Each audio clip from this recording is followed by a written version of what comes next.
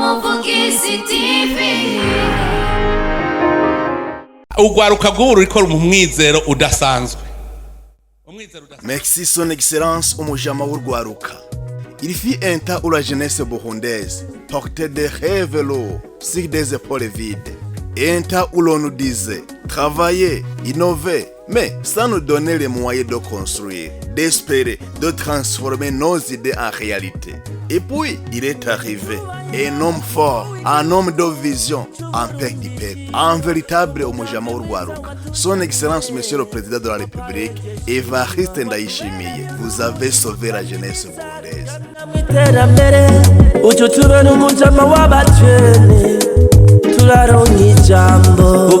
Grâce à vous et à votre initiative Payesh, aujourd'hui, les jeunes ne rêvent plus seulement. Ils agissent, ils créent, ils bâtissent l'avenir du Burundi. Des projets sont financés dans tous les domaines. L'agriculture, la technologie, les médias, l'entrepreneuriat, ainsi de suite. Et les résultats sont là. Les jeunes travaillent, s'épanouissent et participent activement au développement de notre bon pays.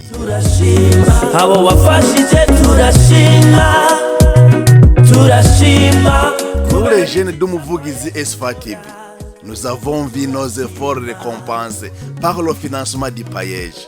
Grâce à ce soutien, notre télévision, notre voix, notre média prend vie pour informer, former et unique la jeunesse burundaise. À tous les jeunes du Burundi, où que vous soyez, c'est le moment de dire merci à son Excellence Monsieur le Président de la République, umujama w'urwaruka. Je répète, umujama w'urwaruka.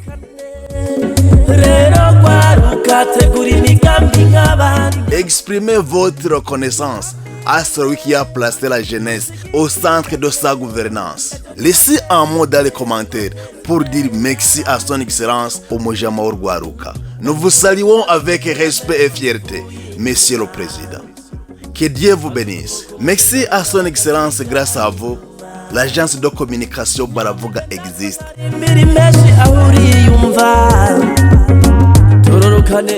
Le président de la République, son Excellence Evariste Ndayishimiye, n'est pas seulement umujama w'urwaruka, il est aussi umuvugizi w'urwaruka. C'est lui qui porte nos rêves dans les hautes sphères.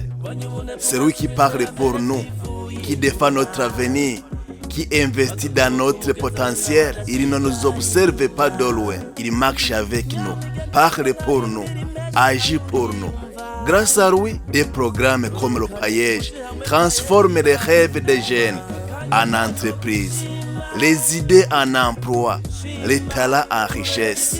Umujama et Umuvugizi à la fois, il a brisé les chaînes de doute pour que la jeunesse burundaise s'élève, s'affirme et construise un Burundi fort, solidaire et prospère.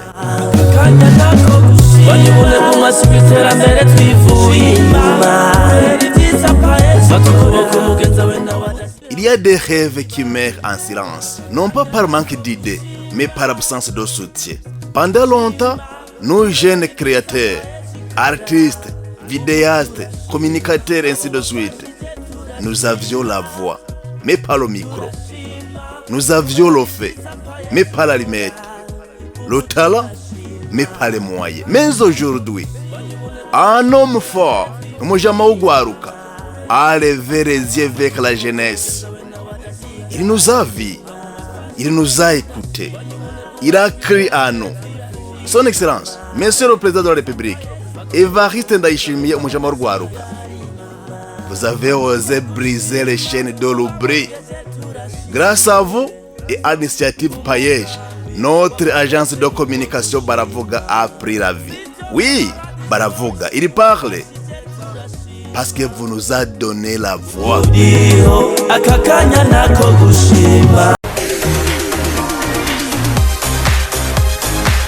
Camarade, Non.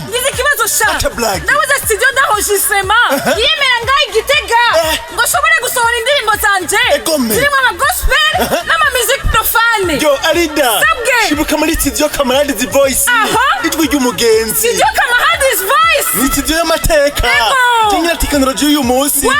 Muri siga ku mugwa mukuru wa politike. None studio Kamahadi's voice. Ikizweho na agence de communication Baravuga. Niyo ikora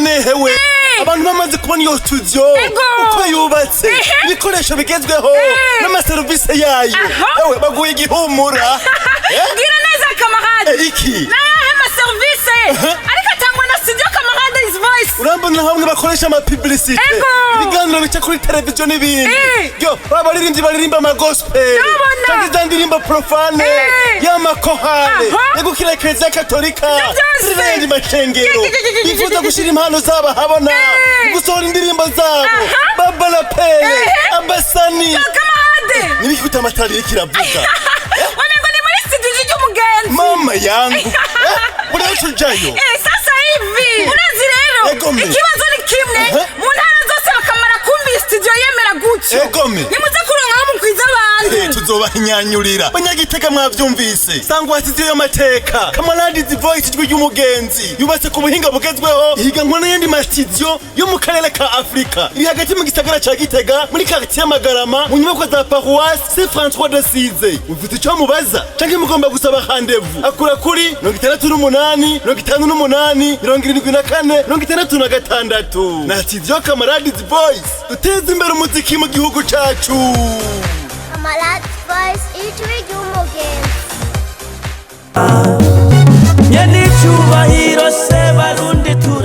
Aujourd'hui, Baravoga n'est pas une simple agence.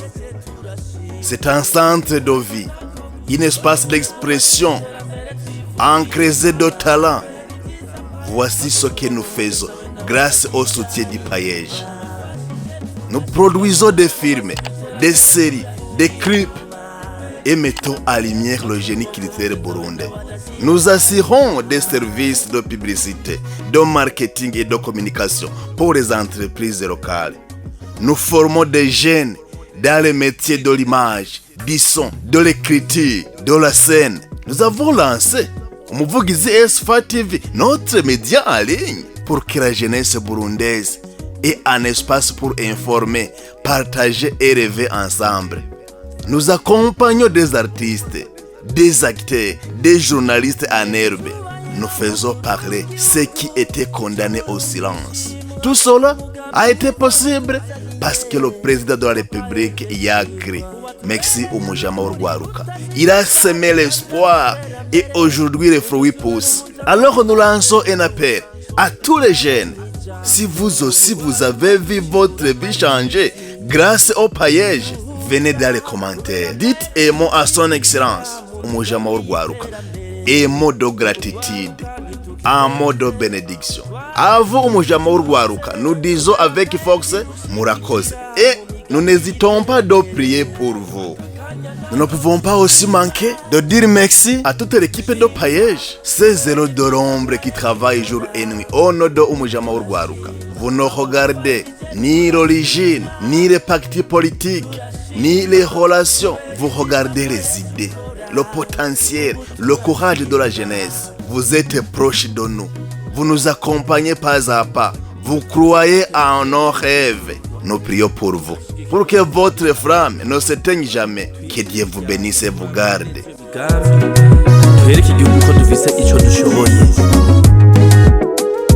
Oh Dieu, lumière de justice, toi qui élèves les humbles et bénis les justes, regarde ton serviteur, le président de la République, Evariste Ndayishimiye, Umujama Urwaruka, l'homme du peuple, le père des jeunes, le bâtisseur des pistes.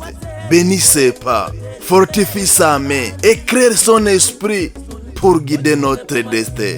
Qu'il reste ferme dans sa mission sacrée, porter la jeunesse vers la paix et la prospérité. Et toi, Seigneur, étends ta main sur le paillage, cette œuvre d'espoir, cette source de rêve vrai.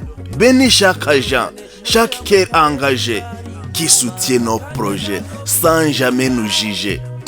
Renforce-les dans la foi, dans la passion. Fais des piliers de transformation et que le travail porte des fruits en abondance. Pour le Burundi, pour l'espérance. Amen. Grâce à son excellence, Monsieur le Président de la République, Général-Major Evariste Ndayishimiye, Umujama Urwaruka, nous n'hésitons plus à croire en votre vision nationale. Au Burundi bwifashe muri 2040 n'Uburundi buteye imbere muri 2060. Avec le paillage, l'avenir s'écrit avec les mains des jeunes. Plein d'espoir, de compétences et de créativité. Chers jeunes bénéficiaires du paillage, vous n'êtes pas des simples bénéficiaires. Vous êtes les bâtisseurs du Burundi nouveau, les piliers de 2040, les ambassadeurs du progrès. Le paillage vous a donné une graine, votre projet. D'après l'agence de communication Baravuga, le président de la République, son excellence Evariste Ndayishimiye, n'est pas seulement umujama w'urwaruka, il est aussi umuvugizi w'urwaruka. C'est lui qui porte nos rêves dans les hautes sphères. C'est lui qui parle pour nous, qui défend notre avenir, qui investit dans notre potentiel. Il ne nous observe pas de loin. Il marche avec nous, parle pour nous, agit pour nous. Grâce à lui, des programmes comme le paillage transforment les rêves des jeunes en entreprise, les idées en emploi, les talents en richesse. Umujama et umuvugizi à la fois. Il a brisé les chaînes de doute pour que la jeunesse burundaise s'élève, s'affirme et construise un Burundi fort, solidaire et prospère. Tatagwe kubona inyishe reka niyi nyene ubuharira rero aharire ikindi nkondira payeje nta mujene n'umwe atayivuga kare uri kurarongora ikintu wabanza kurondera mwene wanyu intara yanyu ubwoko bwanyu mugabo payeje ku migambwe abajene bose mu migambwe yose intara zose ubwoko bwose abagore n'abagabo ntuze akosa karorero twari dukwiye kuronka ndaraba ingene abajene bose bari enthusiast kubera paillage nkumva yuko najewe ngeze morale kubera twavyaye ibikura kandi bimeze neza. Mais c'est à vous de la cultiver avec discipline, passion et détermination. Travaillez avec intégrité. Soyez solidaires entre vous. Donnez l'exemple. Que votre réussite inspire ceux qui doutent encore. Que vos œuvres parlent plus fort que les mots. N'oubliez jamais que c'est la grâce à la vision de son excellence le président de la République Ndayishimiye que cette opportunité est née. Honorez cette confiance. Travaillez pour faire rayonner le Burundi bwifashe et préparer le Burundi buteye imbere. Umuvugizi Esfa TV est votre voix, votre témoin, votre allié. Ensemble, faisons entendre la voix d'une jeunesse responsable, créative et engagée. Claude Kubwimana, le directeur de l'agence de communication Baravuga, merci.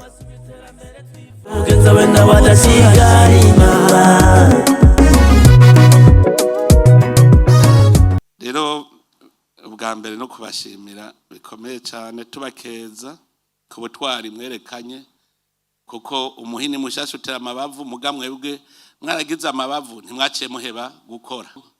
Programme nk'iyi ni programme ikwiye kuronka umutahe hanyuma tugasigara tuyikontorora itakizigaruka kuzironka kuko harageze Kumuvugizi TV.